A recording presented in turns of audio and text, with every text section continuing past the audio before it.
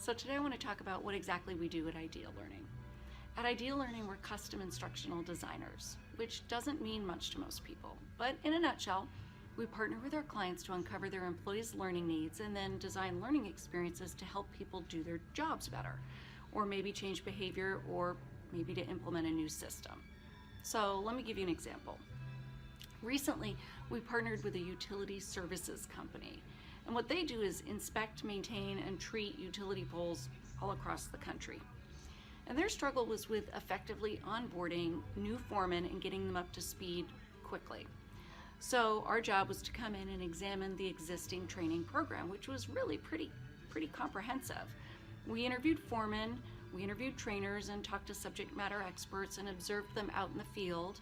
And then we read through volumes of content to learn everything about what it means to be a foreman at this company.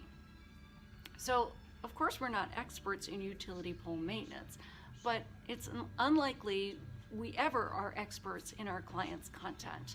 What we love to do is we love the challenge of digging deep into a new subject.